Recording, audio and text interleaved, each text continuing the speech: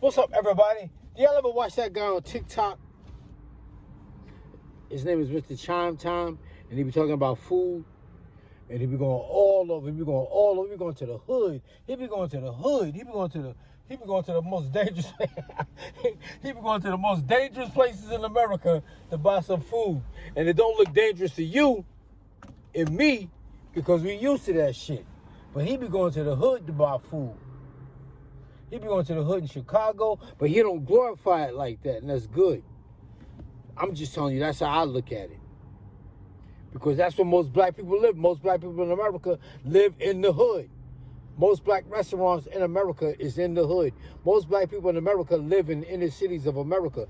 I was arguing with this dude on Facebook the other day, and he talking about the crime in black neighborhoods. It's designed like that, man. It's socially engineered to be like that. Most black people in America live in inner cities of America, and crime is about proximity. Crime is about the people that are closest to you. You know, we ain't gonna go to the suburbs and do no stupid shit. But back to what I was talking about. I'm talking about Chimetime, about the food. The dude is very honest. He's very honest and he's very blunt. And people talking about saying he be talking bad about the food. If the food is bad, then it is what it is. He's just telling you the truth. And black people don't like the truth. Black people don't like honesty. That's what it is. That's what my poetry book is called. Lying is more provocative than hate.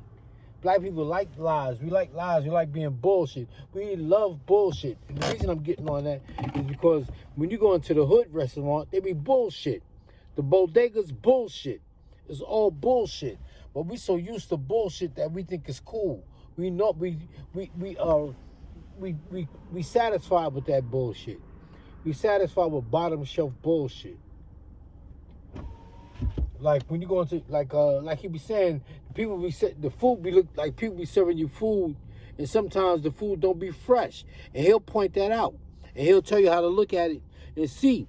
But no, and then that's why restaurants don't be standing. It's like grand opening and grand closing. That's why black businesses don't last, because we be doing lazy shit, selling lazy shit, selling old food and shit like that. And the Chinese restaurants do the same thing, but they get away with it. They get away with it because they're Chinese. They get away with it because we sympathize with them. And they get away with it because they load that shit with sugar and salt.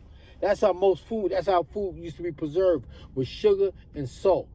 And most restaurants, and we always laugh about white people, the way they don't season their food. A lot of black food is over seasoned. And it's over seasoned to compensate for the shelf life. A lot of times we be eating food that's old and outdated, but you gotta season that shit so you don't taste the sourness and the bitterness of it. Some people been eating bullshit so long that they don't know what fresh is. They don't know what fresh food is, and because we've been eating bullshit so long. And he be pointing that out. He be talking about the rice. He be talking about the rice look old. The rice been sitting out. The meat been sitting out, and you can see the discoloration of it. The meat wasn't kept fresh. They don't marinate the meat. He'll point that out. Some places, some recipes call for you marinating the food, but the people don't marinate it. They just cook the shit and then pour gravy over it. Their style of gravy, not gravy, but like sauce. And that's why people like, when you go in a Chinese restaurant, you be like, back to what I was saying about the Chinese restaurant. When you go in a Chinese restaurant, you be like, yo, give me some French fries with salt and pepper and extra ketchup. That's because you're letting your taste buds run your life. You're eating food for the way it tastes. And them Chinese people get away with murder. That shit be left out, and all they do is refry that shit. That chicken be old and stale. And all they do is throw that shit in some hot grease and put some soy sauce on it, and voila, black people be straight. And y'all don't see. I been talking about Mr. Chimetime say he picky and he talking bad about the food, but if it's whack, it's whack. This shit is whack. And y'all get mad at him for saying that shit. The shit be fucked up. The shit be old. The shit be stale. The shit be too seasoned. Don't be having enough season. It be extra salty. That's like, for instance, like you go into a Jamaican restaurant and you buy saltfish, because that back in the days they didn't have refrigerators, so you had to preserve the meat with salt. And sometimes they don't be taking all that salt off the meat. And he points that out. If the shit is whack, it's whack. Black people need to step their game up. That's what it is. We get away with bullshit because we be selling bullshit to each other, and that's why we can't take our shit nowhere else, because other people don't go for that bullshit, but black people go for that bullshit. We think that we normalize that bullshit. You gotta stop that shit. If the food is whack, it's whack.